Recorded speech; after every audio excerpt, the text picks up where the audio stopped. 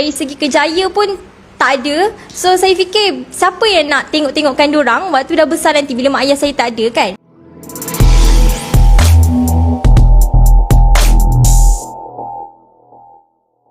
Assalamualaikum warahmatullahi wabarakatuh. Apa khabar semua?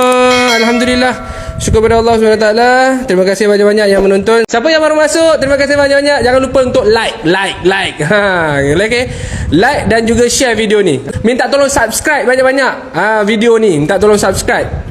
Bantu kita untuk menyampaikan ataupun share video ni supaya ramai dapat manfaat daripada perkongsian kita pada hari ini. Dan hari ini kita bersama dengan salah seorang pelajar cemerlang, iaitu adik Izzati Najia.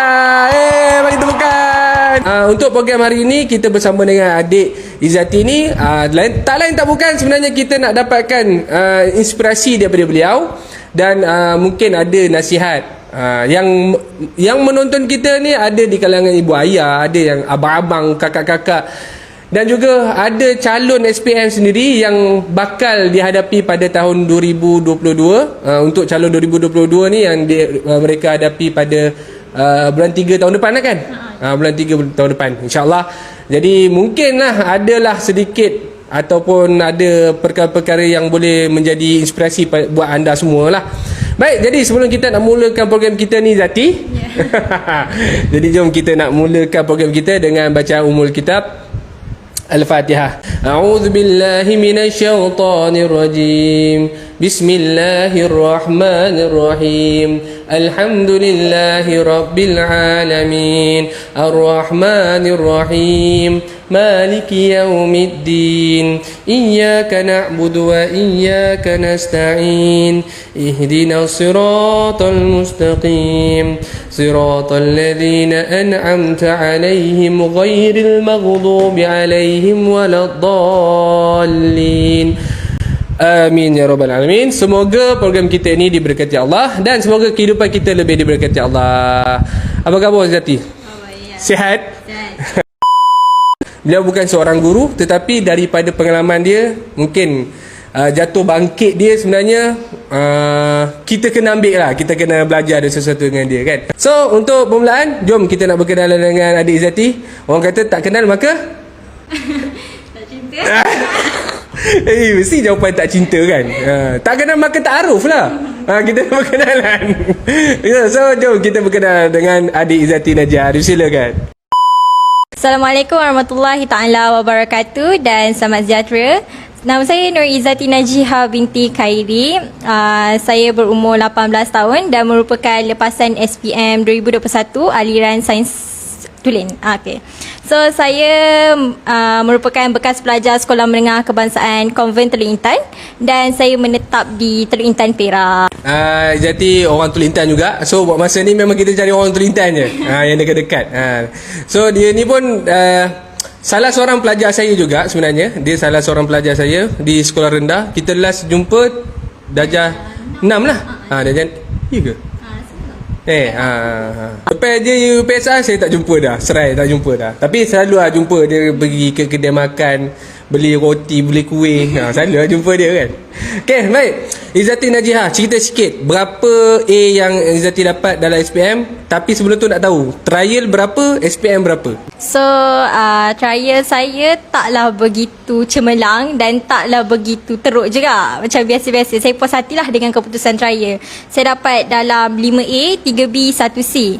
Iaitu C tu dalam kimia, B dalam Maths, Physics dan Biology. Yang 5A tu adalah subjek terasa. So dari situ yang 4 subjek tu nampaklah yang saya kurang sikit sebab saya memang tak berapa minat sangat sains, tapi terpaksa ambil atas harapan mak ayah dan juga cikgu lah.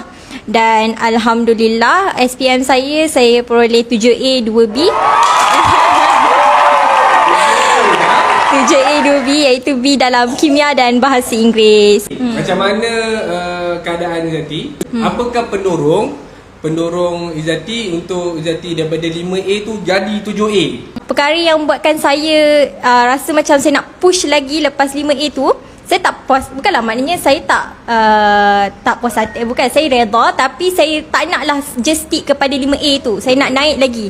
So benda yang buatkan saya nak keep on study adalah disebabkan yang pertama adalah peristiwa 2017. Dia bukanlah peristiwa yang besar sangat, tapi peristiwa yang saya cakap pada diri saya sendiri lah. Waktu tu macam kita tahu setiap tahun kita ada penyampaian result SPM kan dekat sekolah. So dan waktu tu pun murid-murid lain boleh kelilingi dewan untuk tengok penyampaian result SPM tu. So waktu tu saya cakap kat diri saya sendirilah yang I'll make sure that I'll be there on the stage to receive my SPM certificate. Macam tu saya cakap. Walaupun waktu tu saya tak tahu pun saya boleh dapat ke tak. Sebab 2017 semua? tingkat 1. Oh, nampak tak? Daripada tingkatan 1 dia dah ada dah target. Penting kan maksudnya? Maksudnya penting lah untuk kita ada tahu target. apa kita nak. Apa kita nak. Ya, betul. So, waktu tu saya macam, walaupun saya rasa macam betul ke boleh dapat, sebab exam pun selalu 3A, 2A, macam nak sampai ke naik ataupun tas macam tak logik lah. So, itulah one of the thing yang saya menyebabkan saya nak boost lagi energy untuk bagi kat study. Yang kedua adalah harapan mak ayah lah, for sure. Sebabnya, saya rasa semua pelajar pun nak buat yang terbaik untuk mak ayah dia kan. Sebab mak ayah kita dah spend duit daripada tadika sampailah ke sekolah menengah ni. Takkanlah kita tak ada usaha langsung nak bagi something dekat mak ayah kita. Walaupun kita ni tak mampu pun nak balas. So daripada result SPM yang bagus tu lah macam menunjukkan sign yang kita ni ada usaha lah nak bagi dorang, macam nak balas budi dorang atas apa yang dorang bagi. So saya ni duduk dalam kelas yang pertama lah, bukanlah nak belagak, tapi energy dekat kelas yang pertama tu semua jenis study.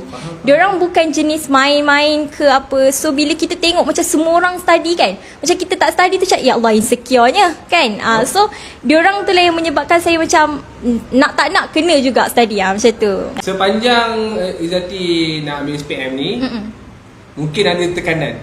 Betul tak? Ya, betul. Mungkin tekanan tu bermula daripada PKP. Kan? Kita start PKP ni dah ada tekanan. Ramai orang yang tak nak study, dah slow study pun tak berapa nak, tambah pula belajar secara online. Jadi apa cabaran yang Izzati hadapi sepanjang nak menghadapi SPM dan boleh dapat result 7A? Satu soalan saya tadi. Tak boleh? Boleh. Faham Faham. Apa? Sebab saya rasa macam dia ni budak darjah 6 lagi. Sebab last kita jumpa darjah 6, rasa macam dia ni darjah 6 lagi tau. Okay, so cabaran yang pertama adalah dari segi pengurusan masa lah. Macam bila kita belajar online, kita tak boleh expect yang belajar online tu sama dengan belajar dekat sekolah lah. So saya rasa yang bila kita belajar online ni, lagi banyak homework cikgu akan bagi.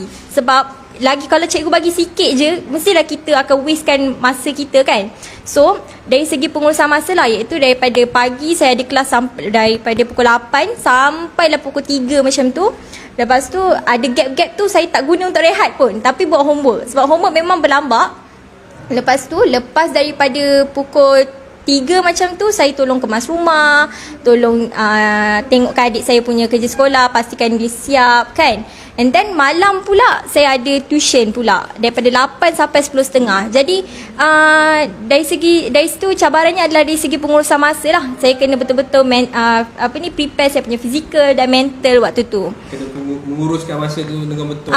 Betul. Lepas tu yang kedua pula, sebulan sebelum saya SPM, saya ada masalah kesihatan lah, which is saya kena fungal infection dekat satu body. Sebulan tu. Dan saya expect macam okay, sebulan tu dah habis lah, tapi tak, dia berlarutan sehinggalah SPM. So fungal infection ni dia jenis sensitif kepada peluh. Kita tak boleh berpeluh. So dia akan gatal-gatal satu badan macam tu. So kebetulan pula waktu saya jawab exam tu, dekat tempat duduk saya tu memang tak ada kipas. Macam tempat lain ada lah kan. Biasalah kipas bukan setiap tempat duduk kan. Jadi saya susah nak fokus lah waktu jawab SPM tu, dari segi gatal-gatal semua tu. So itulah cabaran yang saya hadap sepanjang SPM ni. Kita dah dengar sendiri macam mana keadaan Izzati sendiri, dengan cabaran dia, apa yang dia dapat, daripada mana dia punya motivasi diri, semangat diri dia kan. Baik, untuk pengetahuan semua, untuk pengetahuan Izzati juga, kita berada di pusat pengajian SUTC, iaitu kelas pengajian Al-Quran. So kita di Taman Melo. Kalau tahu tempat kita ni berada di Taman Melo 2. Ni Taman Melo 2 kan? Taman Melo 2 lorong 1. Okey, lorong 1 Taman Melo 2. dan berada di baris Poliklinik Dr. Azhar. Kita betul-betul dekat atas baby shop, Fatin Baby Shop, kedai baby shop kan. Dan berdekatan dengan perabot Singapura. Mana orang Tulintan ataupun orang Taman Meluk, dia mesti tahu tempat ni. Alright. Jadi kita kat sini, antara program-program yang kita jalankan dekat sini, okey. Antara program yang kita jalankan adalah kelas pengajian Al-Quran, Iqra. Okey, kita jalankan Al-Quran dan Iqra. Buat masa ni untuk pengambilan bulan 7, kita hanya buka untuk kanak-kanak dulu. Ramai je Zati yang WhatsApp nak tanya dewasa macam mana, dewasa ada tak? Buat masa ni kita tak boleh ambil lagi dewasa sebab kita dalam guru pun tak ada. Buat masa ni guru untuk mengajar kanak-kanak tu dah ada, tapi itu pun tak ramai. Kita terhadkan berapa orang saja. Okey. Selain daripada itu Zati, selain daripada kita buat kelas mengajar Al-Quran, kita juga menjalankan program-program motivasi, bengkel-bengkel ibadah, bengkel solat. Kita buat program motivasi untuk SPM, untuk UPKK. Sebab sekarang ni peperiksaan pun tinggal 2, UPKK dan SPM je. So yang lain-lain tak adalah. Tapi boleh juga siapa yang nak menghadirikan diri ke program yang bakal kita jalankan bulan 7 ni, insyaAllah boleh je join. Tunggu je kita punya taklimat di dalam stand up, training konsultasi dan juga dekat IG. Boleh cerita sikit latar belakang Izzati yang boleh bagi inspirasi pada orang lain? Saya ada 5 adik-beradik, iaitu pula 5 adik-beradik. So seorang tu dah meninggal disebabkan dia terlantar daripada kecil lah. So dia yang ketiga, abang saya lah, kira saya yang keempat. So yang ketiga tu dia terlantar disebab sakit lah. Dia ada sakit dalaman, iaitu dari segi usus dia tu. Lepas tu dia meninggal pun dalam tahun 2012. Waktu tu saya darjah 2 lah. And then baru lagi lah saya darjah 2. So yang 3 tu dia orang macam tak boleh ikut dalam arus perdana lah macam kita kan. Macam diorang ada pergi ke sekolah-sekolah khas macam tu. So jadinya kalau ikutkan dari segi normal tu, yang jadi harapan keluarga tu adalah saya seorang lah.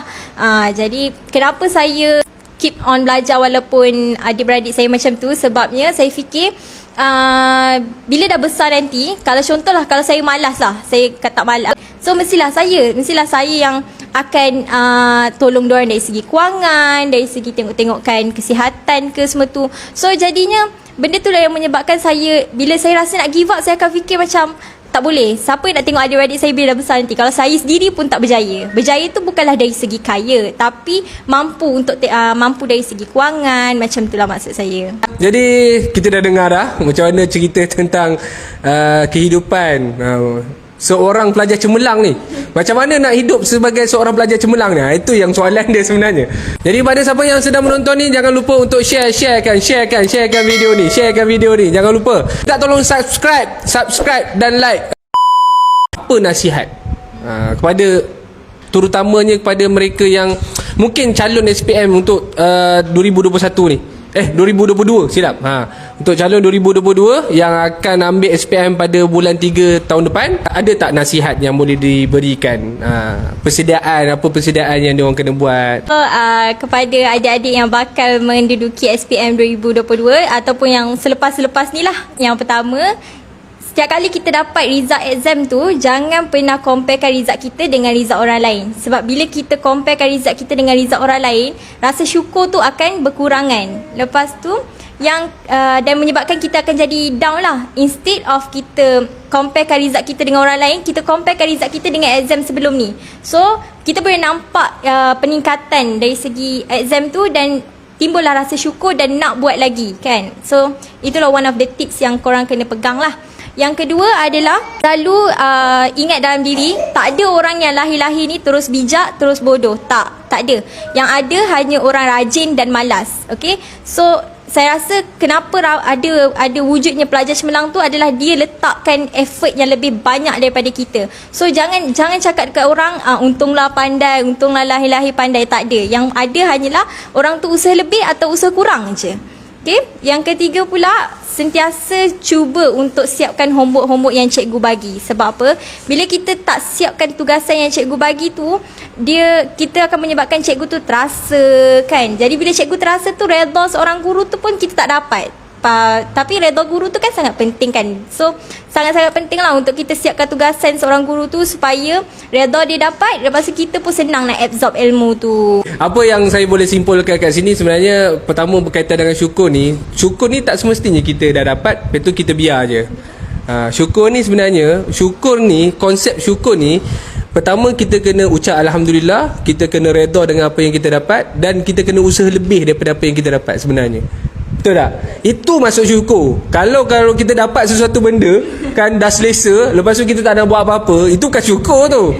Dia tak cukup lah. Syukur betul, mungkin sekadar mulut dia Alhamdulillah syukur, tapi tak nak buat lebih. Jadi buat lebih tu antara tanda-tanda orang yang bersyukur. Contohnya kalau orang sihat, dia akan buat lebih dalam solat dia, ibadah dia kan. Dia nak lebih bersyukur dengan Allah, dia buat apa? Dia buat lebih dalam solat. Bukan setakat solat wajib je, solat sunat dia buat kan.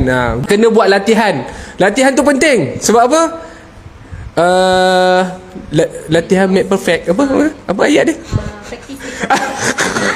Kita nak cakap putih tapi tak reti, nak cakap Melayu juga. Practice make perfect. Mungkin ada pesanan pada kawan-kawan yang mana yang mungkin dapat result yang okey, ada dapat result yang tak dapat target kan. So ada pesanan tak dengan kawan-kawan? So kepada kawan-kawan yang dapat result bagus ke, result tak bagus ke, jangan bersedih sebab SPM ni macam orang kata dia adalah satu permulaan. Bila kita masuk universiti nanti, itu adalah anggaplah itu adalah new us lah. Macam kalau sekali pun result kita ni bagus, cemerlang, tapi dekat SPM kita terlalu selesa, kita kecundang juga. Sama juga dengan yang result biasa-biasa je. So kalau contoh dekat universiti nanti, katakan kita ni ada usaha nak buat lebih, mesti kita akan dapat lebih. Sebab at the end nanti yang cemerlang dengan yang kurang cemerlang ni boleh duduk dekat tempat yang sama. Cuma yang penting adalah usaha lebih atau usaha kurang, tu je. Yang kedua pula kepada kawan-kawan yang lain tu, bila dah belajar dekat universiti nanti, janganlah pernah kedekut ilmu. Kita share ilmu, sebab lagi banyak kita bagi, lagi banyak kita dapat. Sebab share ilmu ni takkan pernah kurangkan kita pun. Instead of dia akan bantu kita lebih memahami, mengingati sesuatu maklumat tu. Jadi itu sajalah perkongsian kita pada hari ini. Terima kasih banyak-banyak yang menonton kita pada hari ini. Semoga program kita untuk hari ini punya program, setiap pengisian yang kita berikan memberikan manfaat kepada semua dan menginspirasi kepada semua yang menonton, insya-Allah. Terima kasih banyak-banyak kepada Izzati kerana sudi datang. Ya Allah. Hai. Okey, jadi saya doakan beliau semoga menjadi orang yang luar biasa satu hari nanti.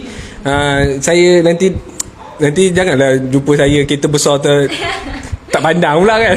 Tak ada sebelum kita nak tamat, sebab kita ada sedikit cendah hati kita nak bagi pada Izzati. Alright, jadi kita persilakan Ustazah Atifah. Mana hadiahnya ada? Ada dah ke?